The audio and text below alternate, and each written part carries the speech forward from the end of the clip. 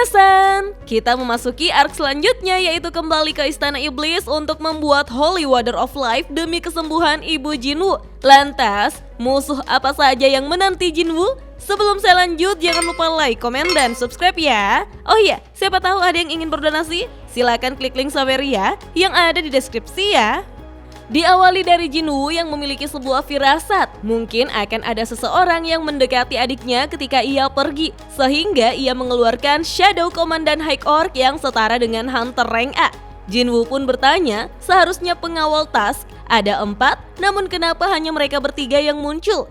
Salah satu Shadow Komandan High Orc memberikan isyarat menunjuk ke atas, sehingga Jinwoo mengingat bahwa yang satunya masih tertancap di langit-langit dungeon. 2 Shadow Komandan High Orc kemudian dimasukkan kembali, sedangkan yang satunya masuk ke dalam bayangan Jin Ah yang sedang tertidur.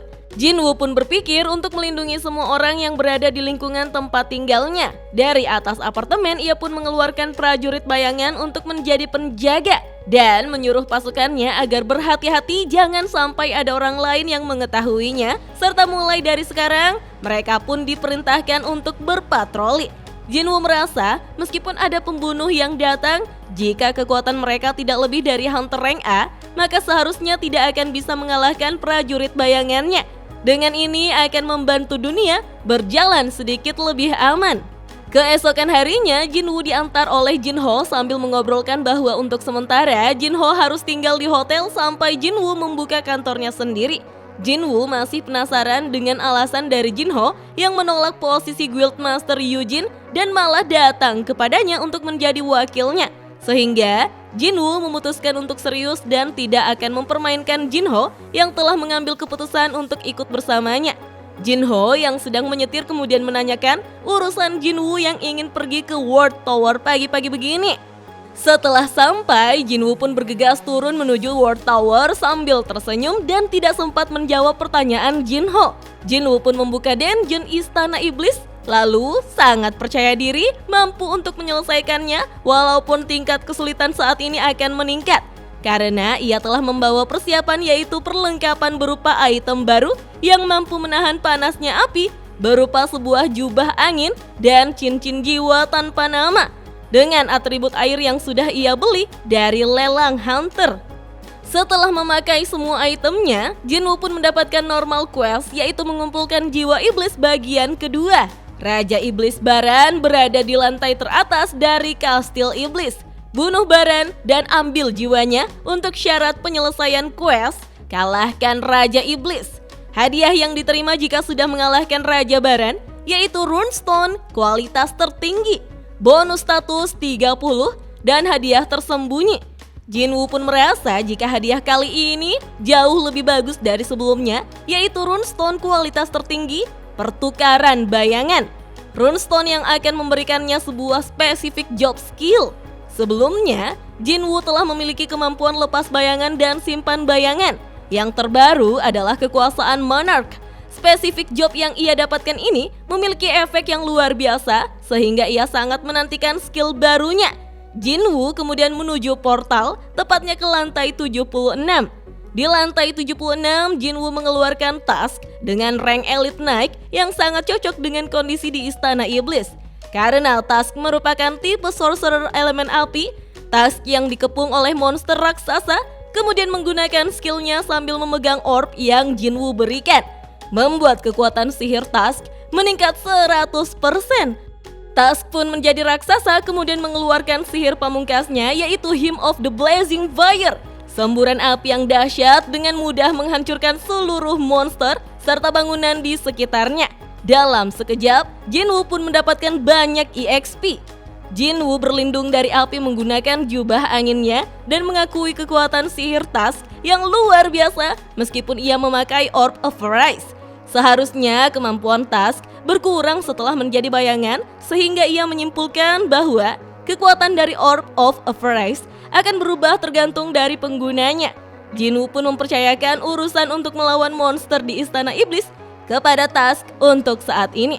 Jinwoo sekarang sudah mencapai level 81 dengan job Shadow Monarch, title The One Who Overcame Adversity yang bertambah 1, health point 24.406, mana point 5.019, kelelahan 0, strength 186, agility 175, sense 126, vitality 145, intelligence 189, action power 0, pengurangan kerusakan fisik sebesar 46%, skill pasif tidak dikenal mencapai level maksimal, seni dagger mencapai level 2, ketekunan mencapai level maksimal, untuk skill aktif sprint sudah level maksimal, haus darah level 1, stealth level 2, serangan vital mencapai level maksimal, lempar dagger level 2, dan terakhir sentuhan dominator level 2. Sementara itu, ayah Jinho yang pingsan akhirnya tersadar di ruang gawat darurat, tepatnya di sebuah rumah sakit besar di Korea. Dokter menjelaskan bahwa ia sudah tertidur selama 2 hari penuh. Ayah Jinho mengira bahwa ia pingsan akibat kelelahan. Ia bertanya kepada dokter tentang penyakitnya. Dokter balik bertanya apakah ayah Jinho sedang dekat dengan seseorang yang terhubung dengan Hunter rank A atau yang baru saja bangkit. Ayah Jinho juga bertanya mengapa dokter menghubungkannya dengan profesi Hunter. Dokter kemudian bertanya apakah ayah Jinho pernah mendengar penyakit yang disebut tidur abadi. Dijelaskanlah bahwa tidur abadi membuat seseorang tertidur dan tidak bisa bangun lagi. Selain tidak bisa bangun, pasien juga menggunakan daya hidup pada tingkat yang luar biasa dan itu membutuhkan sebuah mesin pendukung hidup yang menggunakan energi sihir. Tidur abadi muncul setelah kemunculan gerbang Denjin. Penyakit ini akan membunuh pasien jika tidak mendapatkan perawatan dari mesin pendukung hidup. Dokter menjelaskan efek dari penyakit ini akan membuat pasien mengantuk terus-menerus dan akhirnya terjebak dalam tidur tiada akhir. Ayah Jinho pun bertanya, apa kaitannya dengan seorang hunter? Dokter kembali menjelaskan bahwa tidur abadi sangat erat dengan energi sihir. Ada beberapa orang yang tidak bisa menahan energi sihir secara alami. Dan tidur abadi ini adalah salah satu penyakit yang bisa terjangkit karena pancaran energi sihir yang lama. Dokter mengingatkannya untuk lebih berhati-hati dengan monster atau kristal mana dan orang yang memancarkan energi sihir. Mengingat bagaimana gejala ini yang tiba-tiba muncul, pasti ada sesuatu yang memicunya.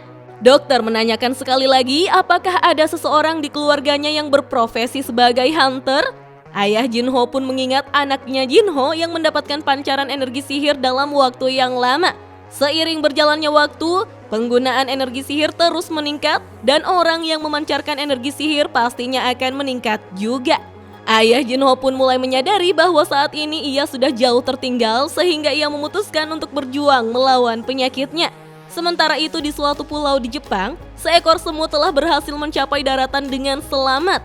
Terlihat 2 orang hunter sedang berpatroli di desa terpencil untuk menemukan Denjin.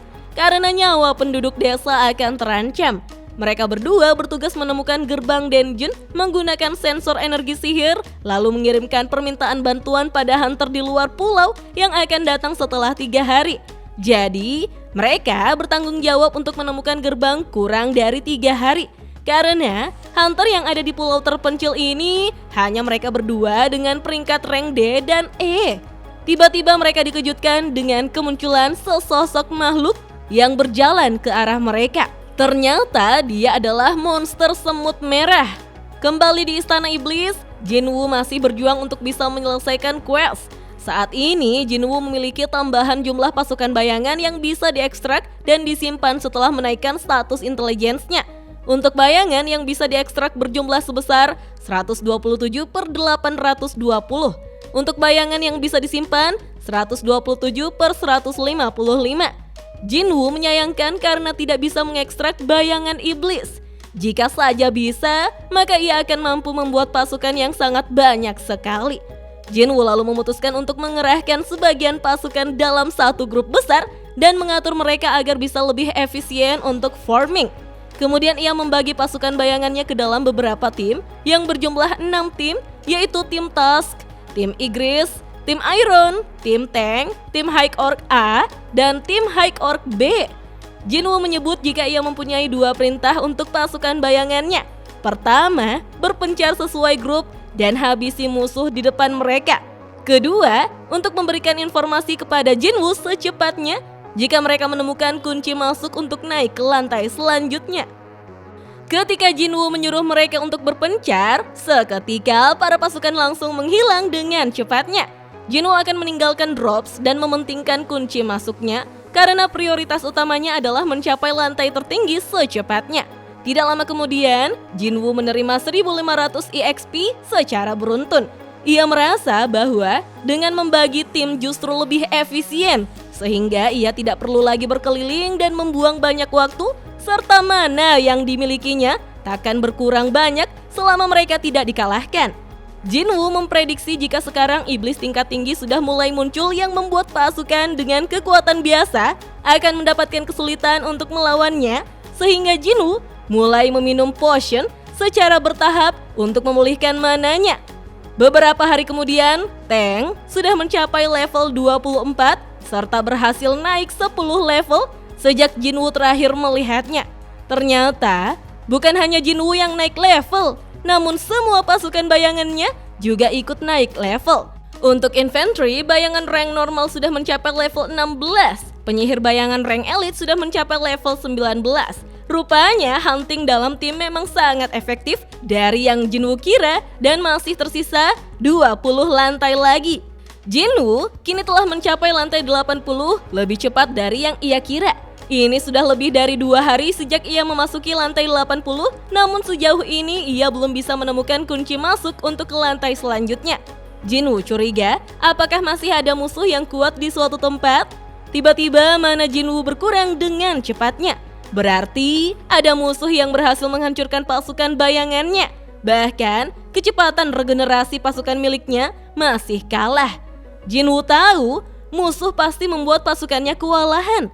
Jinwoo pun mengerahkan tim Iron untuk maju, namun ada iblis yang cukup kuat membuat tim Iron kewalahan. Kemudian mana Jinwoo kembali berkurang dengan cepatnya. Jinwoo memutuskan untuk menarik semua bayangannya. Hari berikutnya, Jinwoo pun membuat rencana untuk melakukan penyergapan dan mengerahkan semua pasukannya yang sudah ia panggil kembali. Ternyata, tim High Orc B dan tim Igris dikalahkan setelahnya. Seperti yang Jinwoo duga, ada musuh kuat di lantai ini. Namun ia merasa ada yang aneh. Mengapa tim Tusk yang seharusnya dekat dengan tim Igris tidak diserang oleh musuh dan malah menyergap tim High Orc A? Jinwoo pun berpikir apakah iblis tak cukup kuat untuk mengalahkan Tusk? Atau mungkin mereka hanya menargetkan musuh yang bisa ia kalahkan? Berarti musuh tidak cukup memiliki intelligence untuk bisa mendeteksi kelemahan lawannya. Jadi, jika mereka sengaja menyerang tim High Orc B, maka selanjutnya pasti tim Tang yang akan mereka serang. Jinwoo lantas memantau tim Tang dengan menggunakan skill kamuflasenya. Tak lama kemudian, sesuai dugaan, sekelompok bangsawan iblis dan 3 kesatria iblis menghadang tim Tang. Dengan cepat para kesatria iblis mengalahkan tim Tang. Jinwoo yang melihat pasukan bayangannya dibantai, saking kuatnya para bayangannya tak punya peluang untuk menang. Jinwoo pun keluar dari skill kamuflasenya untuk menghadapi para kesatria iblis. Kesatria iblis yang melihat Jinwoo dengan cepat langsung menyerangnya. Namun dengan mudahnya, Jinwoo menghindarinya dan membalas serangan menggunakan tendangan yang sangat keras. Membuat kesatria iblis tewas seketika, EXP pun bertambah sebanyak 3000. 2 kesatria iblis lainnya mencoba menyerang Jinwoo menggunakan senjatanya. Namun dalam sekejap, Jinwoo menghilang dengan kecepatan seorang assassin. Jinwoo menebas 2 kesatria iblis menggunakan daggernya. Jinwoo pun menerima 3000 EXP sebanyak 2 kali. Dan yang tersisa hanya 1 bangsawan iblis yang tercengang ketakutan melihat bawahannya dibantai oleh Jinwoo. Jinwoo pun mengatakan bahwa ia ingin tahu apakah monster bisa merasakan ketakutan sambil menatap iblis bangsawan dengan tatapan dingin dan aura yang menyeramkan. Jinwoo pun mengancam bahwa sekarang ia yakin untuk menghabisinya. Nah, plot twist apakah yang akan diperlihatkan dari iblis bangsawan pada episode berikutnya, minasan? Penasaran kan? Tonton terus video selanjutnya ya. Dah.